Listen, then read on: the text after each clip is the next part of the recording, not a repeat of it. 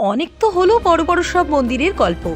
আজ না হয় আমরা শুনবো পূর্ব বর্ধমান জেলার আসানসোলের প্রায় 450 বছর পুরনো এক জাগ্রত মন্দিরের কথা। তাহলে চলুন শুরু করা যাক। আসানসোল এই স্থানের সাথে জড়িয়ে আছে বহু ইতিহাস, বহু কিছুর সাক্ষী এই শহর, কিন্তু শিল্পাঞ্চল হিসেবেই বেশি প্রসিদ্ধ এই স্থান।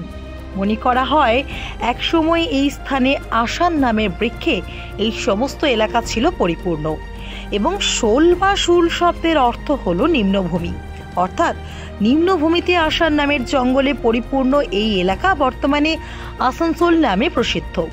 প্রাচীনকালে এই স্থান ছিল অনার্যদের বাসভূমি। আদি অস্ট্রাল বা প্রোটো অস্ট্রালয়েড আদিবাসীরা যেমন সাঁওতাল, কোল, ভিল, মুন্ডা, হো প্রভৃতি জনজাতির মানুষেরা অরণ্য বেষ্টিত এই সাপদ ভূমিতে নানা ঘাত প্রতিঘাতের সাথে সংগ্রাম করে বেঁচে থাকত। তাই প্রাকৃতিক বিপর্যয় এবং হিংস্র জন্তুদের হাত থেকে বাঁচতে এখানে বসবাসকারী আদিম জনজাতির মানুষেরা শুরু করলো প্রকৃতির উপাসনা। কোনো এক বটবৃক্ষের নিচে পাথরের গায়ে তেল সিঁদুর লেপন করে দেবী রূপে তাকে পুজো করা হয়েছে, যার প্রমাণ আজও পশ্চিমবঙ্গের বিভিন্ন জায়গা তথা আসানসোলেও দেখা মেলে। এই প্রথা চলে আসছে সেই সুদূর প্রাচীন কাল থেকেই।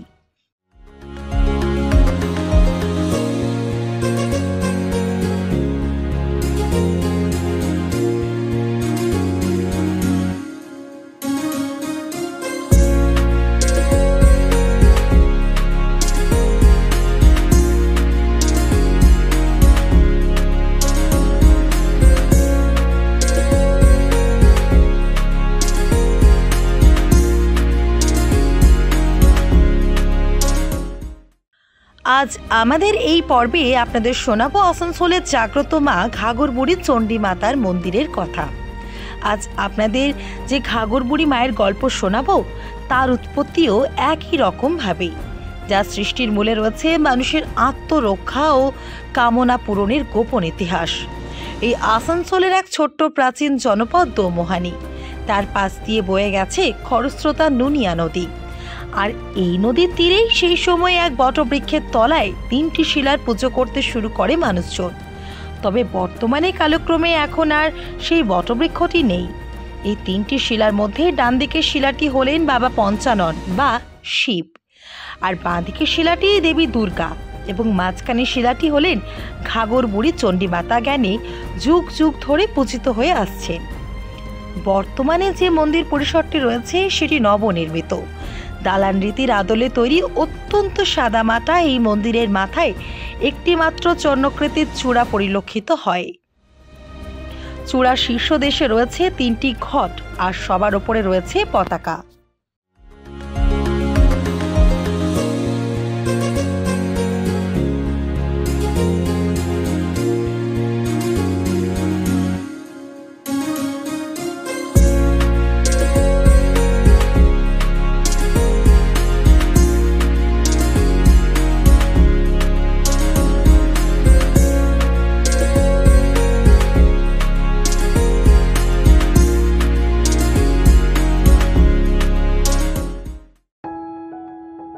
जब जीवन की हो नई शुरुआत तो श्री बालाजी फैशन है आपके साथ। ब्राइडल एथनिक वेयर के लिए आसनसोल में जाना माना नाम श्री बालाजी फैशन। दुल्हन के लिए खूबसूरत रंगों का लहंगा और आकर्षक गाउन, दुल्हन की बहन को खूबसूरत बनाए लहंगा फ्रॉक, दुल्हे के लिए मान्यवर के विविध रंगों वाले sherwani ethnic wear, fashionable men's suit से मिले दुल्हे के भाई को नया लुक, वेडिंग और पार्टी के लिए कढ़ाईदार बनारसी और सिल्क साड़ियाँ। तो देर किस बात की, आज ही आए श्री बालाजी फैशन, हर घर की पसंद, GT road opposite Subhash cinema, Asansol. ভারতীয় উপমহাদেশে ত্রিমাত্রিকার উপাসনা কয়েক হাজার বছর প্রাচীন।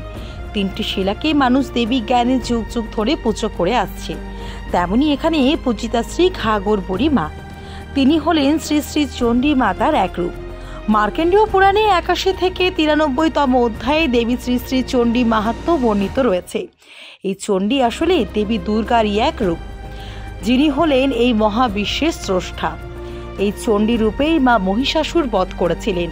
আর এই রারবঙ্গে অর্থাৎ আসানসোল সংলগ্ন তৎকালীন আদিবাসী পরগনায় ঘাগরবুড়ি মাকে চণ্ডীর এক রূপ হিসেবে কল্পনা করে পুজো করা হয়। এই রীতি বহু প্রাচীন। এখানে প্রতিষ্ঠিত 3টি শিলাকে এখানকার মানুষ যুগ যুগ ধরে চণ্ডী জ্ঞানে পুজো করে আসছেন। তাদের এই ভক্তি ও বিশ্বাসের পেছনে লুকিয়ে রয়েছে এক বিজ্ঞান, যা শুনলেই আপনারাও অবাক হবেন। মানবদেহে মোট 3.5 লক্ষ নাড়ি রয়েছে, যার মধ্যে 14টি নাড়ি প্রধান, এবং এই 14টি নাড়ির মধ্যে 3টি হলো অতি প্রধান। এরা হলো ইরা, পিঙ্গলা আর সুষুম্না। ইরা যা নাকের বাম পাশের ছিদ্র দিয়ে প্রবেশ করা বায়ুকে নিয়ন্ত্রণ করে, পিঙ্গলা যা নাকের ডান ছিদ্র দিয়ে প্রবাহিত বায়ুকে নিয়ন্ত্রণ করে, আর সুষুম্না হলো নাকের 2 ছিদ্র দিয়ে প্রবাহিত বায়ুকেই নিয়ন্ত্রণ করে থাকে। তাই মনে করা হয় এই পাথরের ত্রিমাত্রিকার উপাসনা এই সবই মানব দেহের দেহতত্ত্বের এক জটিল বিষয়কে তুলে ধরে। জনশ্রুতি রয়েছে যে গড় পঞ্চকোটের রাজা শত্রুঘ্ন শেখর তার 2 ক্ষত্রিয় যোদ্ধা নকরি রায় ও রামকৃষ্ণ রায়কে বীরত্বের সাথে বর্গী আক্রমণ প্রতিহত করার পুরস্কার স্বরূপ এই আসানসোল অঞ্চলে জায়গির দান করেন। এরপর 2 জায়গিরদার এখানকার নিম্নভূমি অর্থাৎ শোল অঞ্চলে আসান গাছের বনভূমি কেটে বসতি স্থাপন করতে গেলে দেখতে পান একটি বট গাছের নিচে 3টি পাথর, যাকে সেখানকার আদিবাসীরা ঘাগরবুড়ি দেবী জ্ঞানে পুজো করে আসছে। তখন সেই 2 জায়গিরদার ঠিক করেন যে সেই স্থানে একটি মন্দির গড়ে তুলবেন তারা, এবং সেই মতে নিত্য পুজোর জন্য পুরোহিত খোঁজ শুরু করেন তারা। এই ঘন জঙ্গলের মাঝে এসে মায়ের পুজো করতে সেই সময় রাজি হলেন না কোনো পুরোহিতই। এই অঞ্চলে সেই সময় পৌরোহিত্য করতেন গরিব ব্রাহ্মণ কাঙালিচরণ চক্রবর্তী। তখন এখানকার এই নুনিয়া নদী এত শীর্ণকায় ছিল না। তখন নুনিয়া নদী ছিল রীতিমতো প্রশস্ত স্রোতশ্রেণী এক নদী। কাঙালিচরণ এক ছোট্ট ডিঙি নৌকো নিয়ে এই নদী পার করে যেতেন গ্রামে গ্রামে পুজো করতে। মনে করা হয় একদিন রাতে কাঙালিচরণ পুজো সেরে এই নদী পথে ফেরার সময় যখন ডাঙায় ওঠেন, তখন তিনি বড়ই ক্লান্ত, তাই একটু বিশ্রাম নেওয়ার জন্য একটি গাছের তলায় বসে পড়েন এবং মা চণ্ডীকে স্মরণ করতে থাকেন। তিনি তন্দ্রা চোখে দেখতে পান যে এক ঘাগরা পরা এক বৃদ্ধা সেই জঙ্গলে ঘুরে বেড়াচ্ছে এবং সহসা তার দিকে এগিয়ে আসছে, এবং তিনি তন্দ্রাচ্ছন্ন অবস্থায় এক দৈব বাণীও শুনতে পান যে তিনি যেন মায়ের সেই বটবৃক্ষের নিচে থাকা পাথরের পুজো করেন। এবং সেই 2 জায়গিরদার কাঙালিচরণের মুখে সমস্ত কথা শুনে এই স্থানে মন্দির তৈরি করে তাকে পুজো করার নির্দেশ দেন।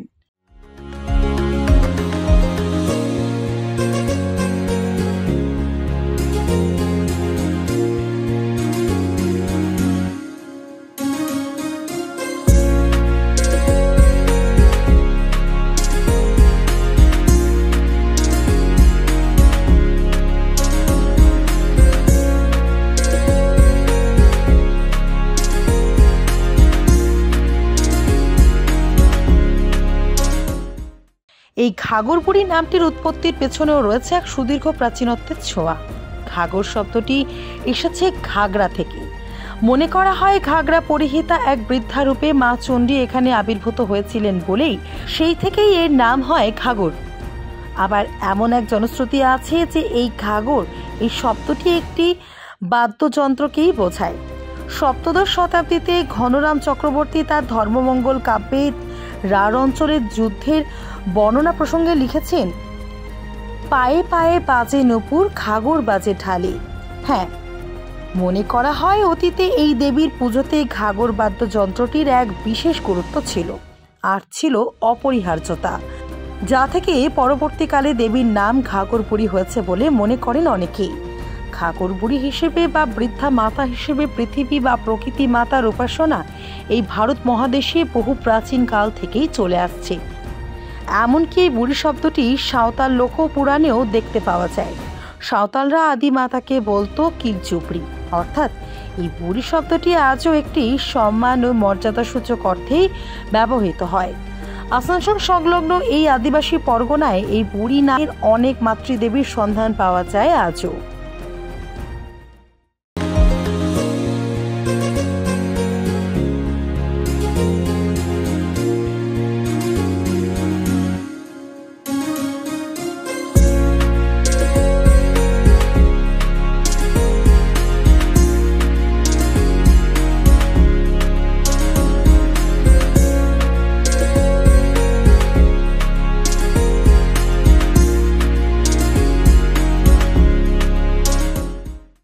মন্দিরে প্রবেশ করতেই প্রথমে বাঁ দিকে একটি শিব মন্দির পড়ে, আর শিব মন্দিরের লাগোয়া রয়েছে একটি বটবৃক্ষ, যার গায়ে ভক্তরা তাদের মনোবাঞ্ছনা পূরণের জন্য পাথর বেঁধে। তাই এই গাছটির আবার অনেকের কাছে মনসা বৃক্ষ নামেও পরিচিত। আর এর ঠিক পেছনেই রয়েছে রাম সীতা হনুমানজির একটি ছোট্ট মন্দির, আর এই মন্দিরের পাশেই রয়েছে 3 অন্যতম সাধকদের মূর্তি। মন্দিরের বাঁদিকে চারিপাশে পাঁচিল দিয়ে ঘেরা এই স্থানটিতে রয়েছে বলি কাঠ বা হাড়িকাষ্ঠ। এই মন্দিরে রয়েছে বলি প্রথা, তাই ভক্তদের মানত থাকলে এখানে বলি দেওয়া হয়। এছাড়া মন্দির পরিসরের পাশে রয়েছে একটি যজ্ঞশালা, আর রয়েছে একটি সুসজ্জিত শিব মন্দির। সারা বছরই এই মন্দিরে প্রচুর ভক্তের সমাগম হয়, কিন্তু বছরের বিশেষ বিশেষ দিনে যেমন নববর্ষ বা অমাবস্যা পূর্ণিমাতে ভক্তদের ঢল পড়ে চোখে পড়ার মতো। এই মন্দিরে বিয়ে দেওয়ানোরও ব্যবস্থা রয়েছে। এই এলাকার এবং পার্শ্ববর্তী রাজ্যেরও লোকজন আসেন এই মন্দিরে ছেলে মেয়েদের বিয়ে দেওয়ার জন্য। মন্দির পরিসরে রয়েছে একটি ছোট্ট মেলার মতো দোকানের পসরা। এছাড়াও মকর সংক্রান্তির দিন অত্যন্ত জাঁকজমকপূর্ণভাবে এখানে বসে এক রাতের বেলা, এবং তা দেখতে বহু দূর দূরান্ত থেকে লোকজন আসেন।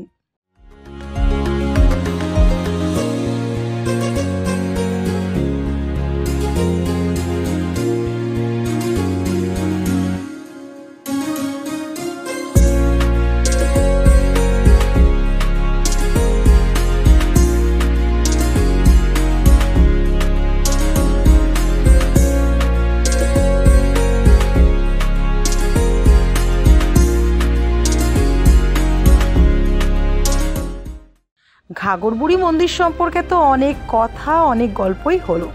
তাহলে এবার আপনাদের বলে দিই যে কিভাবে আপনারাও চাইলে যেতে পারবেন এই মন্দিরে। প্রথমেই বলে রাখি, যদি আপনারা কলকাতা বা বর্ধমানের দিক থেকে আসবেন ভাবছেন, তাহলে হাওড়া বা শিয়ালদা স্টেশন থেকে ট্রেন ধরে সোজা চলে আসুন আসানসোল স্টেশন, এবং বর্ধমান স্টেশন থেকে আপনারাও পেয়ে যাবেন প্রচুর ট্রেন আসানসোল আসার জন্য। এছাড়া আপনারা আমাদের পার্শ্ববর্তী রাজ্য ঝাড়খণ্ড থেকে আসতে চান, তাহলেও আপনাদের পার্শ্ববর্তী যে কোনো স্টেশন থেকেই আসানসোল আসার ট্রেন পেয়ে যাবেন। এরপর স্টেশন থেকে ভাড়া গাড়ি অথবা শেয়ারিং গাড়ি করে 19 নম্বর জাতীয় সড়কের পাশে অবস্থিত এই মন্দিরে চলে আসতে পারেন। তাই একবার সুযোগ হলে ঘুরে আসুন এই প্রাচীন মন্দিরটির থেকেই। जब जीवन की हो नई शुरुआत तो श्री बालाजी फैशन है आपके साथ। ब्राइडल एथनिक वेयर के लिए आसनसोल में जाना माना नाम श्री बालाजी फैशन। दुल्हन के लिए खूबसूरत रंगों का लहंगा और आकर्षक गाउन, दुल्हन की बहन को खूबसूरत बनाए लहंगा फ्रॉक, दुल्हे के लिए मान्यवर के विविध रंगों वाले sherwani ethnic wear, fashionable men's suit से मिले दुल्हे के भाई को नया लुक, वेडिंग और पार्टी के लिए कढ़ाईदार बनारसी और सिल्क साड़ियाँ। तो देर किस बात की, आज ही आए श्री बालाजी फैशन, हर घर की पसंद। GT road, opposite Subhash cinema, Asansol.